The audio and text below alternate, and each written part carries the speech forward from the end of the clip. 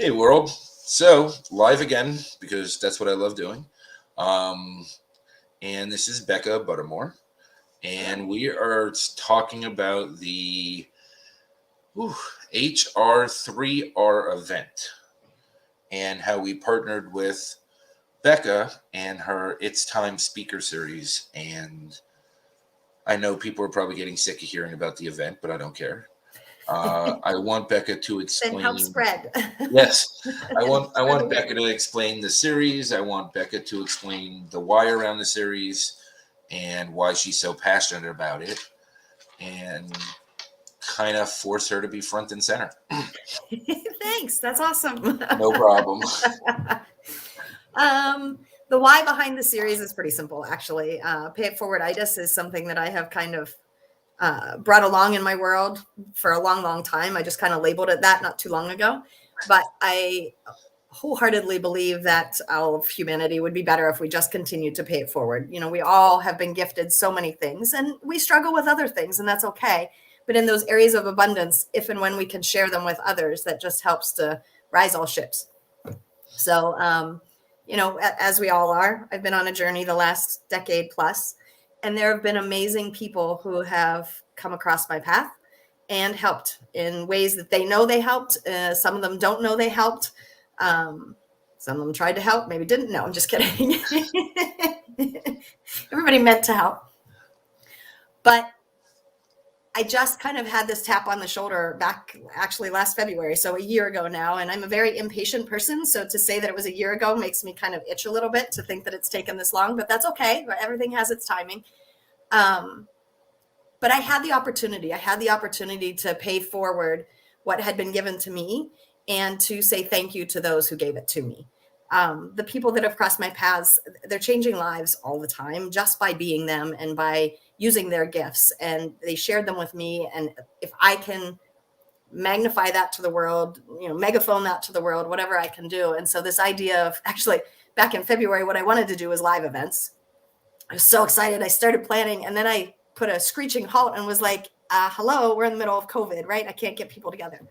And I think it's worked out better that way. So we're going to put together a series. We have been putting together a series, speaker series, to really highlight 9 of those amazing people that have crossed my path and what they're doing in this world and how they're helping others, and just the amazing healing work that they're doing.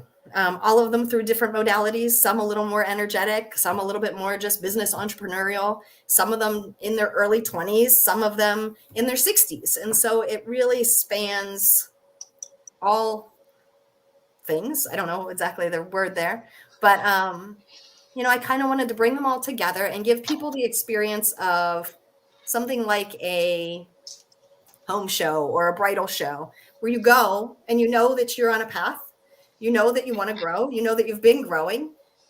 You've kind of reached a spot where you're like, what's that next step? Who's that next person crossing my path? So come to the event. You'll be exposed to several different people. You'll make several different connections, and something's going to resonate with you. And you'll have the opportunity then, through being an attendee of the event, to then connect with whoever that speaker is that resonates the most with you, so that they can then help you and see if that's the next step on your path. It's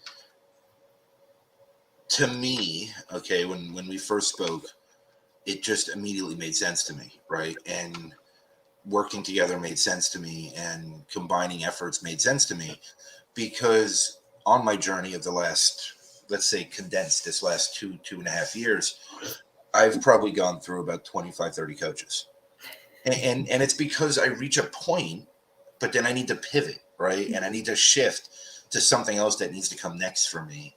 Right. And as I'm coaching clients as well, my favorite thing to do is pass them to a coach that can serve them better at that point, right? Like I will sacrifice the financial rewards personally to pass them to somebody that can better be a service to them. Because we're all at different points. We all have different needs. We all have different goals from coaching, right? And my coaching is different than anyone I've ever met. The way I do things is completely different than anyone I've ever met. And it's a specific person that's ready for that, right? And there's no shame in somebody saying, I'm just not ready, right? I'd rather them be honest with themselves and me and help them find someone that's a better fit for them, right? So to me, when you bring this, let's say, buffet style event that's going to be giving people opportunity to see and experience and um, really feel the different types of coaching, Yep. to me, it's a magical experience, right? And Kind of like going shopping, right? You go to the store and you can try a couple different things on, and there's no harm, no foul if you put something back on the rack. That's okay. But you're going to try something on that's going to fit, that's going to feel good, that you're going to be like, I never really thought about that before, but geez, that kind of looks okay, or that looks good, or that feels good. And that's what it's all about. It is, and you know, you want to be chosen, right? You don't want to be an option to somebody. So even though that there's a selection of people available, they choose who resonates with them at what time. And I've always said they to know myself, best. Like, I don't necessarily know best. Like, right, their being is going to know what it needs next, and that's why it will resonate.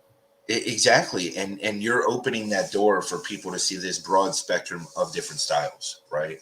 Yeah. And you know, you were gracious to move your event back a little bit and shift the dates around so that every participant in the 3R event gets tickets to your speaker series, right?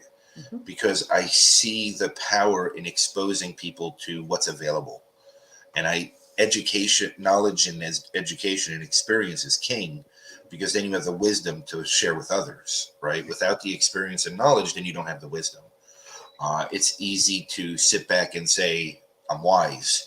I'm wise in the areas that I am because I've gone through it, right? Like Right. if you want to know about crocheting, if you want to know about something else, I'm not the person to speak to, and I'll be the first to I point can you at actually do somebody, that. right? So there you go, Good. right? And I have a friend that's even better. So there you go. See, and that's the thing, right? Like, you just, when you're willing to admit what you don't know, then you're willing to be a service better to those who do, and who you and those who are looking and seeking. And rather than you sitting here saying, I'm going to be the coaching guru, right, and use I'm the everything that I best did, option for you. right, you're actually giving them choice. And the power of choice is the most powerful thing in the world, right? As long as people are willing to be accountable and live with their choice, right? So that's where the power of choice comes to a crossroads, is that accountability and self-awareness. You know, it's funny. We were talking this morning about overthinking, right? I don't And I overthink. Do you no, overthink? never. I'm not the overthinker, right? What I've noticed though over these last 2 years is that my overthinking went from a negative to a huge positive for me.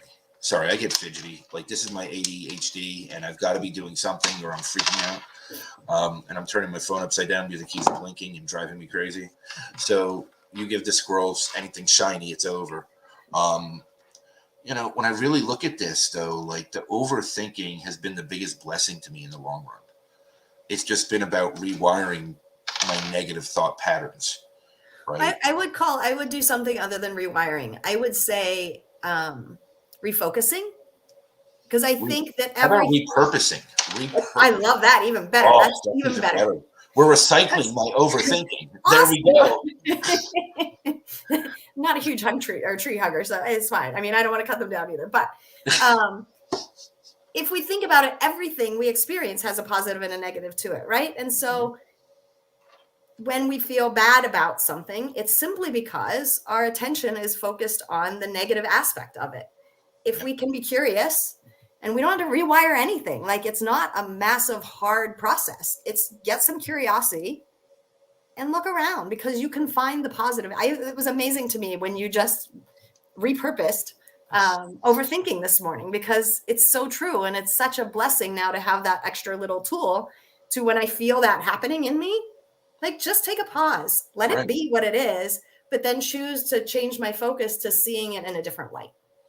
And that's it. And we can do that with most things, right? And again, it's we're trained to believe we're programmed to believe, see certain things. Um, and it's all about not even reprogramming, but unprogramming or just removing the programming, Yeah. right? Because of societal structure, systems, generational traumas, all this fun stuff that we always talk about, right?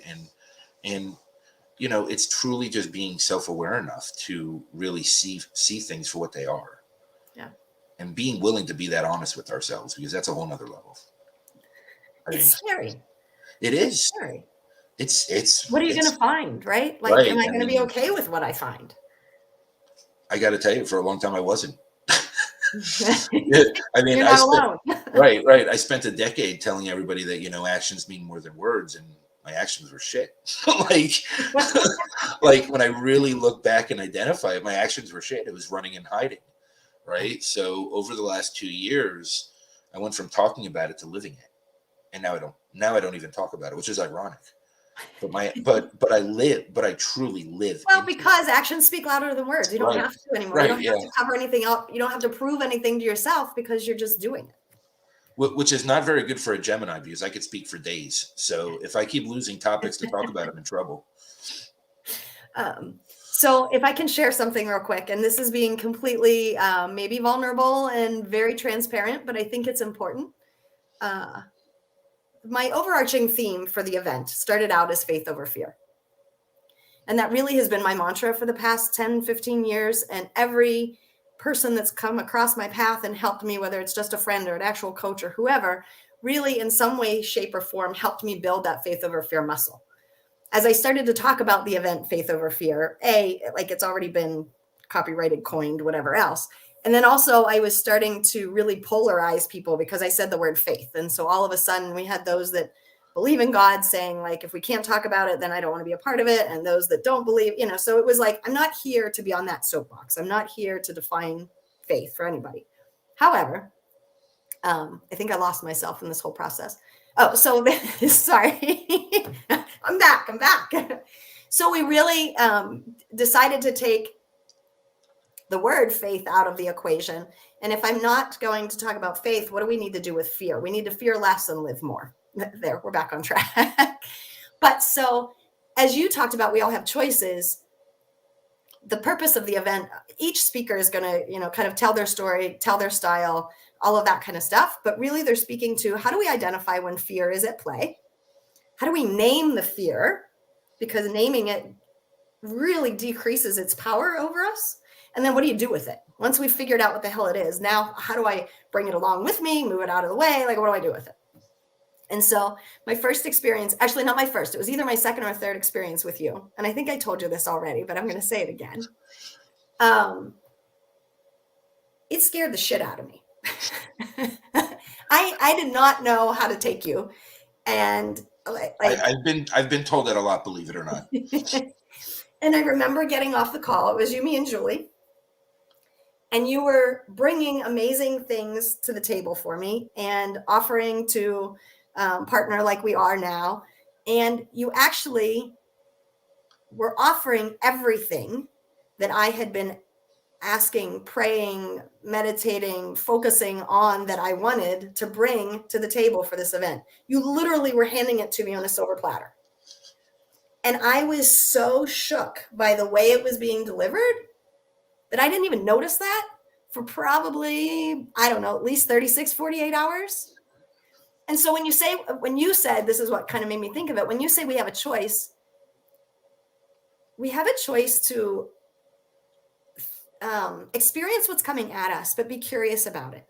Because I was so close and I so easily could have been like, Michael, love you, appreciate you, thank you. I'm going to go this way. And, you know, it would have worked out just fine some other way. But I'm so excited to be partnered with you. I'm so excited to be part of what your vision is like massive. And it's what the world needs. And so we really, I think, I don't want to say be careful, but we have to watch what fear does to us. Fear totally put the brakes on for me. And I was like, I don't know. But when you can pause, name the fear, and then figure out what to do with it. I could just set it to the side for a moment and talk to you about what I was thinking and feeling and really kind of understand and be curious rather than missing out on something that I think is going to be an amazing partnership. Yes, you named your fear. It's called Michael. And what's and Michael's energy. It was just Michael's energy. the most I was like, whoa. the funniest part of that statement is I was just talking about that yesterday to somebody else about how I come across to people. And I'm trying not to be so present. Like I was literally speaking to somebody last night.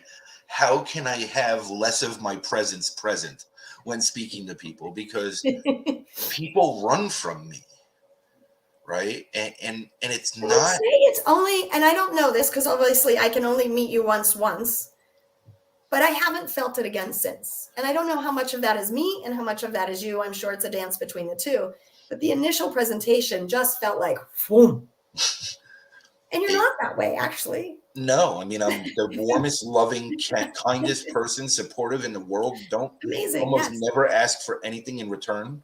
Almost But I never. think you taught me something. As much as it didn't feel great in the moment, I mean, maybe that's part of the purpose of it being there, right?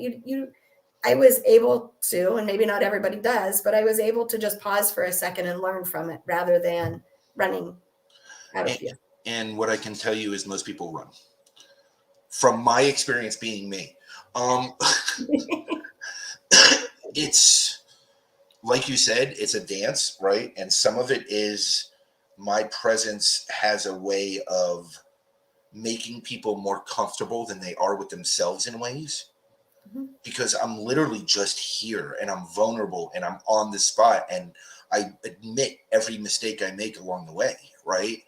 And my vulnerability and my energy creates this safe space that most people have never felt in their lives. And that also forces them to confront themselves. So it's this give and take, right? Like everybody wants this space to feel safe until they have to confront themselves. And are they willing to confront themselves to have the doors open for them that they've been looking for? Yeah.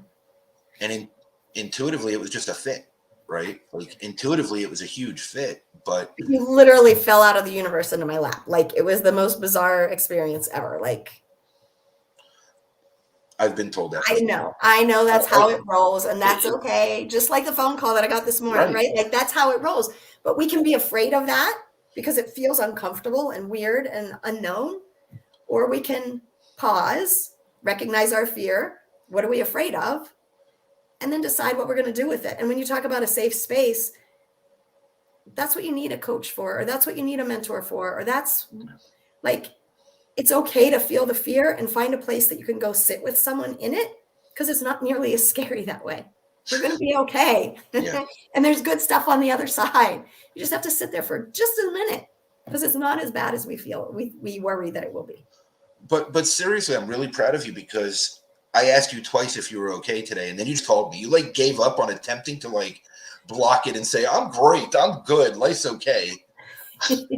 Well, here's the piece, though. It was actually total curiosity because, like, how are you? And listen, here goes my voice again.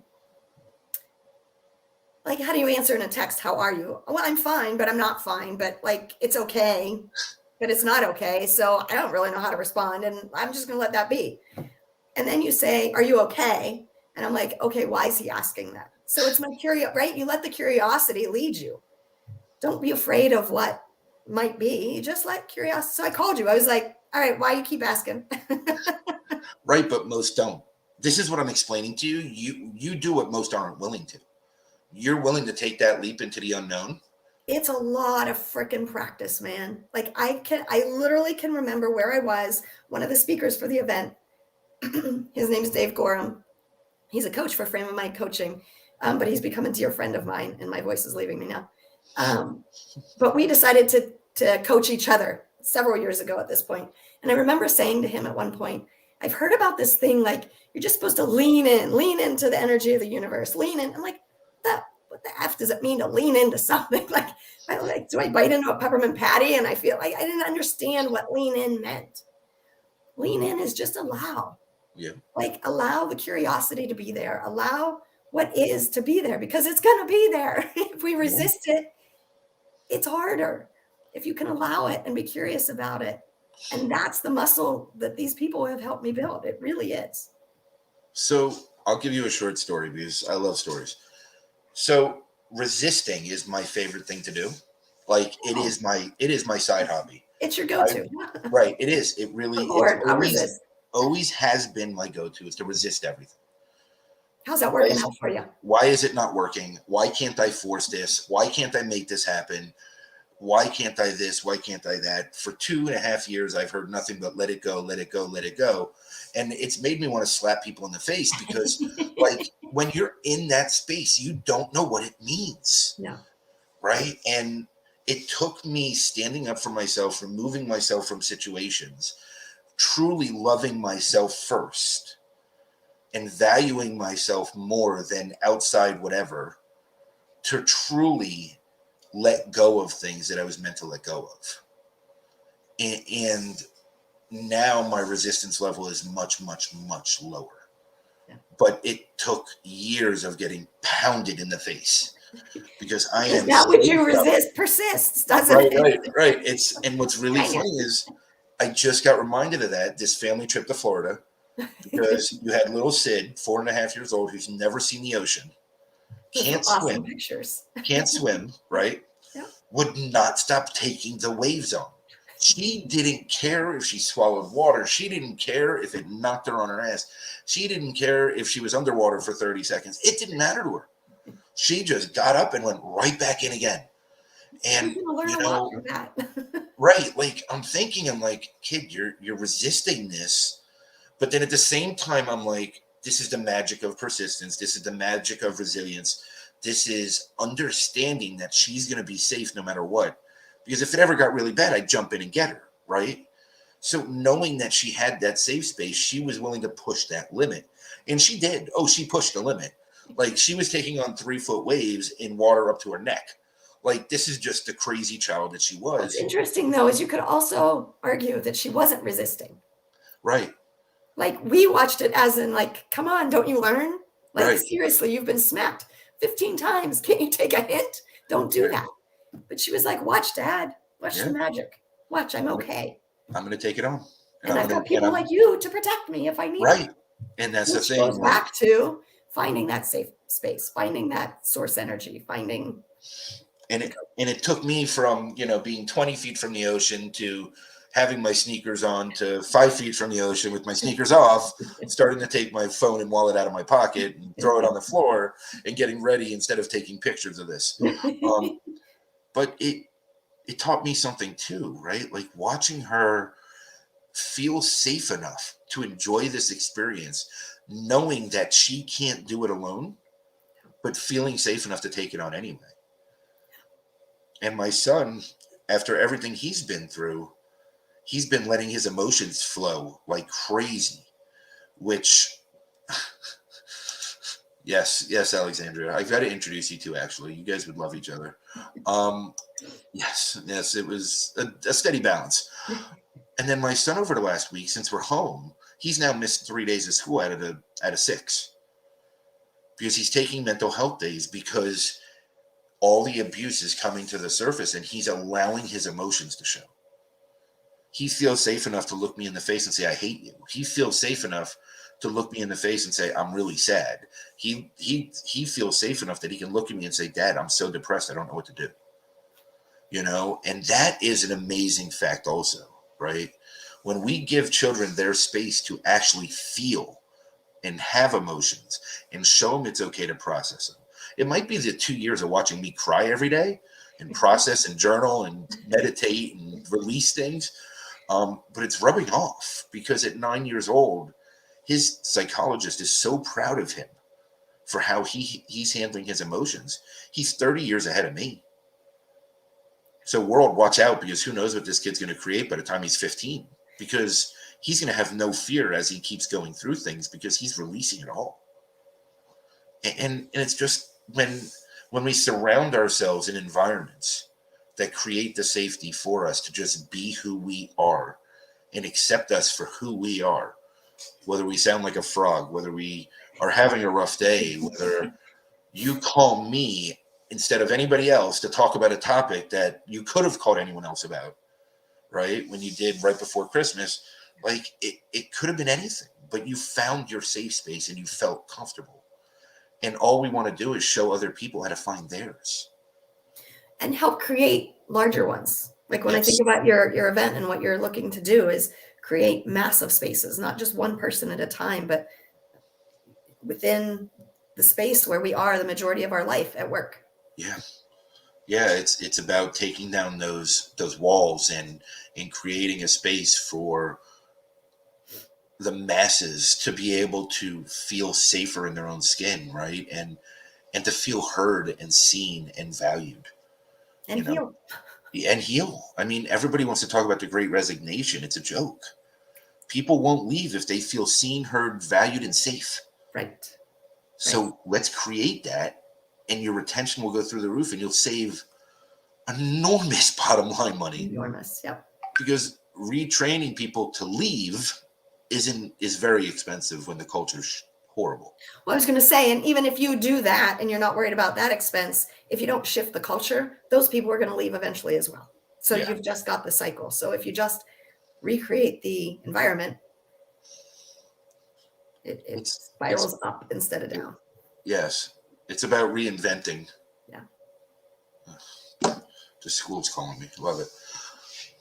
I already told the school he was absent. Who knows? Oh. What they want? Who knows what they want now?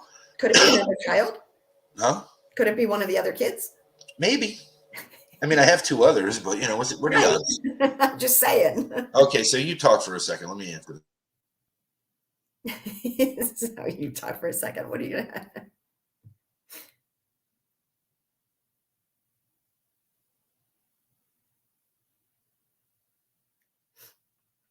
This is called being comfortable in a quiet space because you're really not sure what to say at this point in time. I think that's actually one of the most amazing things when you are they good? They all good?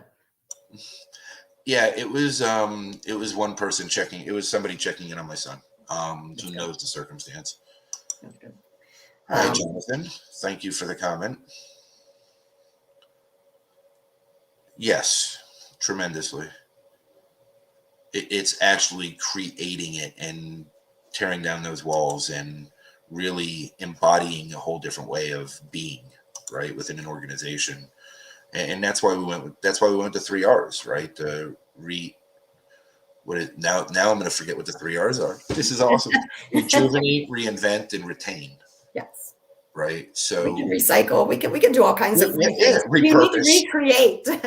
Actually, Jonathan is one of the speakers that will be part of the speakers theory, and he speaks to recreation all the time. I mean, he's been on an amazing path and has helped heal so many. And here's the way I really look at this. We don't need to tear the system down. We just need to make it more accessible. We just need to make more people comfortable in their own skin. We need to make healing a bigger topic within the workplace and start working on healing individuals so that as a collective, it heals. Right. Well, it's even, it's not even just those that are going to work for whoever they're going to work for. It's even those people. Because if we can heal from the top down, we all have our things that we have to deal with. And just even going to the top first would help create a different environment. Okay, so this is my theory on that. The only way it works is if you do a three-pronged approach. Okay. One, you have to go to HR because that's the nucleus, the hub. You have to shift culture within HR.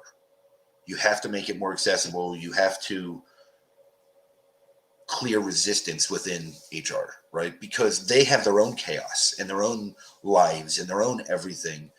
And they don't have the time to, or they don't understand about making the time, or they don't understand the amount of time that just reaching out and saying, are you okay? Right? Like, this has been a really crazy 2 years. Everybody's lost somebody. And are you okay?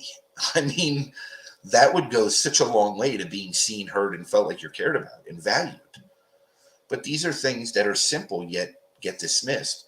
And then I think we do need a top-down approach, right? I think that the culture within leadership needs to shift. The way that numbers are valued need to shift. And they need to understand that people are not numbers, people are the culture, right? And once they see that they're Well, the people, culture creates the numbers at the end of the day. yes. And So then there has to be a sense of safety that I can focus on the culture, and yes. that will actually help the numbers, because I think our focus has been numbers for so long that it's destroyed the culture. Yes, and we can thank publicly traded companies for that, and I can go into that in much detail from having my Series 7 for years and everything else, and understanding how that whole process works. But in venture and all this money getting thrown around to expand rapidly and grow too fast, and then I think the third prong needs to go into middle lower tier employees, and I don't mean less than people, I just mean title wise, because that's where the masses are. And that's where, if you want to really create a shift, you have to impact the masses. You have to reach out to the ones that don't feel seen, heard, and valued, that get the micromanaging bosses and get all those little crazy things that end up in these narcissistic type of work environments. Because I believe that there's a lot less narcissists and just a lot more people with narcissistic traits. So, because that's generational trauma hand down. Doesn't make them a narcissist, just means that they have the traits, right? And I believe that there is a way to do a three-pronged approach and really go in and shift an organization. And I think it can be done in 3 to 6 months. And I feel like there's going to be a percentage of your employees that you lose because they're not going to fit into the mission statement of the company. But the ones that stay and the new ones that come are going to be so much more invigorated, so much safer. They're going to be inspired to be self-inspired. They're going to be empowered to be self-empowered. And they're going to innovate. And it's going to become this magical culture of numbers tripling and quadrupling, even though nothing's really changed other than just how people feel. And when we spend so much time at work, so much of our lives, over the course of our lives, there's nothing better than feeling seen, heard, and safe and valued. And that's how I believe that this whole system can really be shifted without this crazy tear down rebuild. Because it's going to be torn down either way at the rate society's going. Like, it's just the truth. Like, society's cannibalizing itself. But I can go on that soapbox for days, so I'm not sure that helps anything. So what else do we need people to know about the event if they wanted to? I don't know. Break down yours and your series of events. Because this is the first of many, so break it down. That was not my point. My point was let's talk about yours, but that's okay. I don't know how to break it down, to be totally honest with you. At this moment, the first series will be 3 weeks. And so we will have 2 to 3 speakers each evening. And there will be a theme, a message that just threads through those 3. But again, we're looking to really teach a lot of how do we build that faith over fear muscle within the event itself, and then have several take homes that we want them to gain afterwards. So one is obviously meeting with the speaker of their choice to get that extra one-on-one time afterwards. There's a gentleman that's going to help me, and I haven't flushed this out yet, so maybe we'll have to talk about flushing it out at some point. But I have this wonderful thing that I've decided to call the Ask Task. And I have to watch how I say it because it's not the Ask Task. It's the Ask Task. But I was at a Genshai event with a gentleman named Kevin Hall about a year ago. And I met another gentleman. His name is Nate Ogden. And he has always said that he has lived by the go big or go home. And if you're going to do something, do it the best that anybody has done it. And this gentleman has broken his back twice and has been confined to a wheelchair since. He's like, anybody can break their back once, but I did it twice. Or neck. I think it was actually closer to his neck. But regardless, he told this story. And he said, what they've done at this point. So he had, I believe, 2 children, and someday he can correct this. I'm sure I'm butchering his story for him. But I believe they had 2 children when the accident originally happened. He was skiing. They now have 4 children. He has an amazing wife, an amazing family, and they have started a foundation called Share the Hope. And they raise funds and they purchase wheelchairs, and then they go to different places throughout the country and throughout the globe and donate these wheelchairs. And so as he goes on these trips, he takes friends, families, other people who want to go help with him. And at the end of each event, he kind of gathers them up and asks for one of the kind of most inspiring moments or what really kind of touched their heart. And his one friend told the story of, a couple of things that he had experienced, but he said, the most profound effect, though, on me this trip was when you, my friend Nate, allowed me to lift you from your chair into the bus so that we could go where we needed to go. And Nate was like, like, here I am. I feel like a burden. And again, if I'm putting words in his mouth, I apologize, Nate, but I feel like a burden. I can't get myself ready in the morning. I can't get myself ready at night. People have to help me all the time. And I never thought that by me allowing someone else to help me, by me asking for help and allowing someone else to help, and giving them a gift. We all love to give. And for whatever reason, smoke detector. I thought that was my house. That's okay. We feel uncomfortable with the receiving part. We feel uncomfortable with the asking part. And I believe that the abundance of the universe is like illimitable. Someone gave me that word the other day. I was like, I love that. It is illimitable. However, we block it. We block it by wanting to give and not receiving. It's a cycle. It's a circle. It's a flow. Call it whatever the heck you want. But the way to unlock it or to allow it to flow even greater and bigger is to receive. And to receive, you're actually allowed to ask. You don't have to just wait to see if you get what you're hoping you get. Ask, because you're giving the other person a gift and you're deepening your own relationships. You talk about like finding that safe space. I've had so many conversations with different people, and it's fun what you learn about them, and they feel heard, and you feel heard, and like so here's the game. So I call a friend or I text a friend and I say, we make a list of 3 things that would make your life better right now. It can be tangible, intangible, big, little, I don't care. 3 things. Mine was like a pizza cutter. Don't ask, silly reason, but I needed a pizza cutter. I wanted somebody to help connect me with somebody for social media for my event.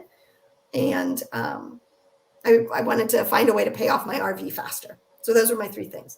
So I came to the call. They shared their 3 things. I shared my 3 things. And we just talked. Like, my sister ended up sending me a pizza cutter. So I got a pizza cutter out of it. I had many, many people helping me with connections for the event. I haven't gotten the RV paid off yet, but I'm working on that piece. But there's just magic in being vulnerable, in asking, and allowing yourself to receive. I just think it's such a ripple effect that we can create. So that's part of what everybody, the attendees of the event, will get to experience. Don't let that make you nervous. Like if you feel nervous about that, like it's okay. Come curious instead of afraid. Because, the one friend was like, yes, I love this. And I'm going to go do it with my next friend. And she called 3 people and only one was willing to do it with her. And so I think that's interesting, right? Like maybe they didn't have time. Maybe they didn't see the value. It could be a number of different things. But I think more often than not, it just feels weird. Like you felt to me at first. Mm-hmm. But how often do we pass up magical things? I just called you magical. I get passed up quite often. Anyway, so that's another piece of the event that they'll get to experience. But then also when embraced, I get passed around. So I don't know. I'm like the pizza cutter, apparently. It's interesting. I mean, even that game is just so simple, but it takes us out of our comfort zone, right? It brings us to that place of vulnerability. Like, why in the world, if you needed 3 things, would a pizza cutter be one, right? Which then leads to a whole story around it. And then somebody feels in your space, right? And you're opening yourself up to that, all 3 of my things would probably be a cleaning person, but that's okay. I'm working on getting it to be a semblance of an existing space. But it's okay. Like, I look at this and it's just, these are all little tricks and little ways to be vulnerable and feel safe in your own space. But until we feel safe within ourselves, we can't be safe with anyone else. We just can't. So we can constantly seek it. Brings me to, like, I felt like I didn't know what this whole lean in thing was, but I I just kept asking, like, right. And I kept learning. And so I feel like I've gotten pretty good at it. Definitely not a master, but pretty good. But the next piece was, I hear this thing about you have to love yourself. If you don't love yourself, who's going to love you? And love yourself first and blah, blah, blah. I'm like, okay, how the hell do you really do that? So you said that earlier. And I thought, like, share with us, what have you learned along that path? Because you have clearly gotten much better at that. It's been a very long journey, right? I mean, And it is, and that's okay. 2 years ago, I despised myself. And I told this story many times, but I used to shower in the dark. I couldn't look myself in the face. I literally showered in the dark for years because I couldn't look at myself. Whether it was physical, mental, I couldn't look in my eyes. I like anything to do with it because I was just embarrassed of what I became. Right? I didn't even recognize myself anymore. And self-love is little things, right? Like just saying no to a conversation sometimes. Not answering my phone and putting it on silent is monumental. Like for me, that is removing my lifeline from the world because I work on my phone, I live on my phone, I build every business I build is from my phone. I don't sit at my laptop other than to do these live shows because it's much better than an angle like this close to my face where you don't see anything behind me, right? But like it's little by little just making the small efforts to put yourself first. There's times that even for me, learning my escapisms, and one of them was going out and being seen at all times, even if I never wanted to go out or never wanted to be anywhere, I would force myself to go out. I used all sorts of excuses. Oh, I don't want to be an introvert. Oh, I don't want to hide from the world. I don't want to never be around or be seen. But, over time, what the truth is, that was my escape from dealing with myself. So you know what? I don't go out anymore. I don't go places unless it's somewhere I want to truly go. And I want to go to be seen with people I want to spend time with. I don't want to just go out. I don't want to just go to bars and go to sporting events and do these crazy things. I'm not that person. I also don't care as much about sports anymore because the more spiritual I get, I realized that was an escapism for me also. I got so involved in sports so that I didn't have to think about my life. I started living my schedule around sports. Oh, I can. I'm going to the game. I'm going to the baseball game. I'm going to the basketball game. Going to the hockey game. Going to the football game. Like year round, I was busy. It was great. Always busy. Always doing something. Never dealing with myself. Right. So self love for me is starting to say no to those temptations and just staying home, journaling, spending time with myself, spending more time with my kids, doing weird, crazy shit with my kids, allowing my 4.5-year-old to paint marker all over her face and arms and then look at her and say, you look like a Smurf, but it's cool.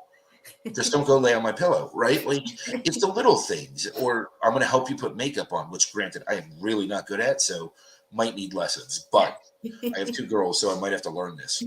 Oh, they'll teach you. Don't worry. Oh, the 4-year-old's already, went for the nails, has given me blush, has put lipstick on me. It's great. And then she says, pucker your lips. Oh, kiss my cheek so you leave a mark. Like she's so cute. These Disney cartoons are killing us. But it's, like she said today, she got out of the bath early this morning before preschool because she wanted to put makeup on to go to preschool. I have one of those. Right. And it's, and then my 12-year-old doesn't care. She doesn't even brush her hair to go to school. It's like I've got to remind her to brush her hair and put on deodorant. So, I'm going to have one of each apparently. But like, it's all about the experience and it's all about being present where I really want to be present. And what I've learned is a lot of times now that is just to myself. Like I need to be present to what I really am seeking and why. Like I can get into the dating conversation, but that's probably way off topic. I just don't have an interest. I don't. It's a waste of a lot of time and energy. It's not your time. Huh? It's not your time right now. Not only that, and when it is, it's going to magically happen. It doesn't have to be forced, right? So we go back to allowing and not resisting. But I think that's also a self-love thing because I want to be seen and I want to be valued and I want to be heard so much, my old patterns and behaviors, that for me to say no when I've been asked probably 8 times in the past 2 weeks from different women is a big step for me because I just don't have that interest at this time unless it's the right person. Because if it's not aligning with where I want to be, then why do I want to put my time and my energy into something? I'm here to make a global impact, and I'm not stopping until I do. So I need someone by my side that wants That's that, also doing the same. Yep. or I don't need somebody by my side. I'm a solo parent. I can parent 2 girls and a boy by myself. I've proven it. I can move them across country. I can do road trips by myself and drive 3,000 miles in 8 days. I can do these things by myself. They're all taken care of. They're all clean. They all go to school. Well, let's take that back. Thomas doesn't go to school, but he's healing. He We'll really get is them there. We'll healing. get them there. Right. We'll get to the grades. But like, there's been people that haven't seen him in years that say he's a different kid. Like, he is truly smiling and happy and loving. This is a kid that was so angry that he couldn't even look at me without wanting to punch me in the face when I first got him back. So those are the things I put on my priorities and self-love list, right? And because I do these things for myself, they're learning to do them for themselves. In a perfect world, it would be, I'm not going to eat these cookies and I'm going to go for a jog. But I'm not. Whose perfect world is that? Right. Not looking at that world. I'd rather eat the cookies, right? So, but yeah, I mean, that's the self-love journey for me. It's a lot of Well, to be understanding. honest, here's the other half of self-love too, is like, I beat myself up sometimes because I don't want to go for the jog. I hate going for the jog. It's not that I don't believe that it's a good idea, because I believe that it is. And I still battle that, right?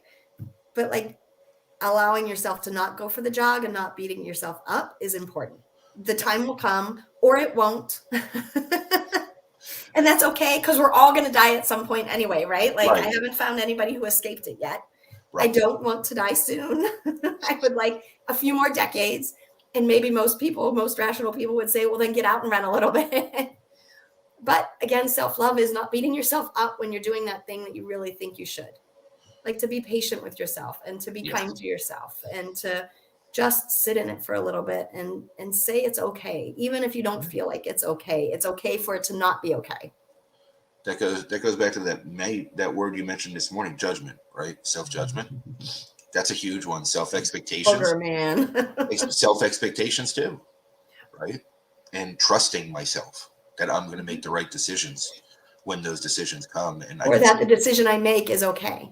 Right or wrong. Like, I think as a society, we have labeled everything as right or wrong or good or bad. And so as soon as we find a trait within ourselves that's been labeled bad or not right, we want to hide. Right. And we feel shame, and we play small, and all of these crazy things that pull us away from what we so desperately want, which is connection and acceptance and, happiness and living life with peace and ease.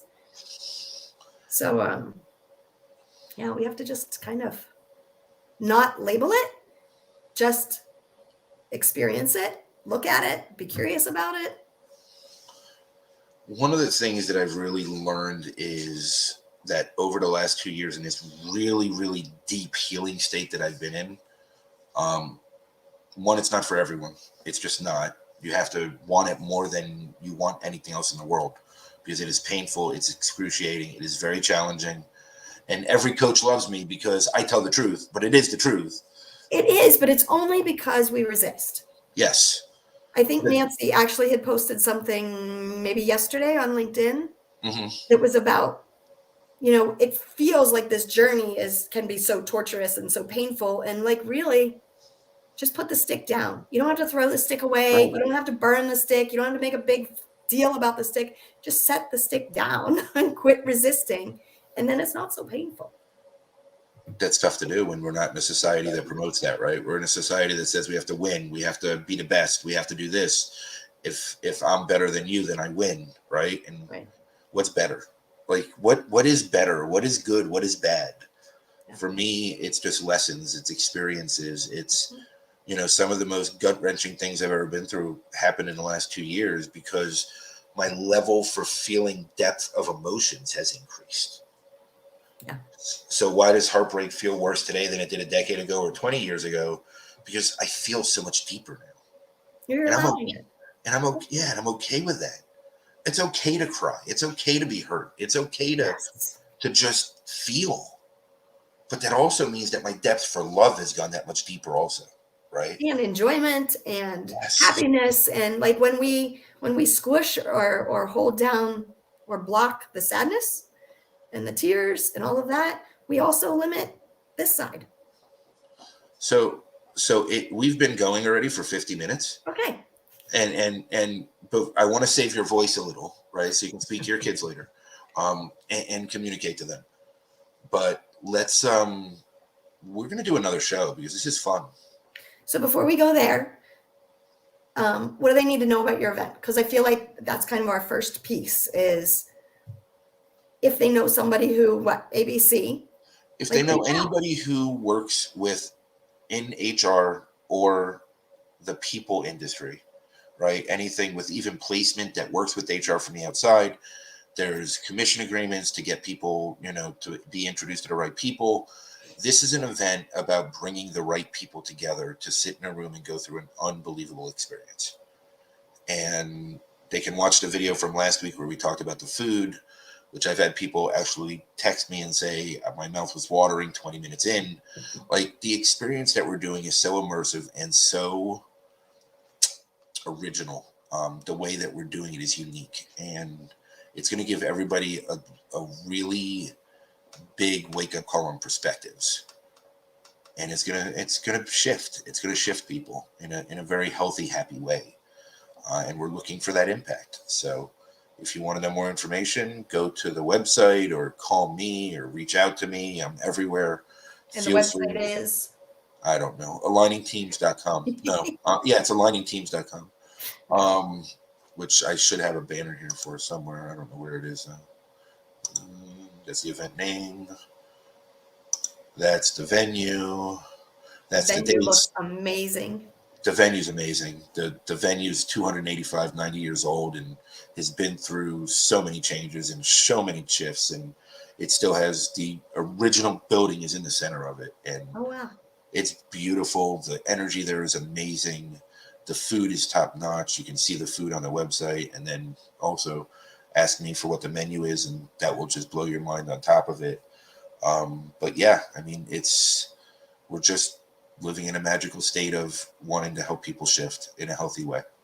So always Thank you reach for out. having me today. Always, I want you back. You're awesome. Well, world, it's been 52 minutes, and it's time to go. So bye, world.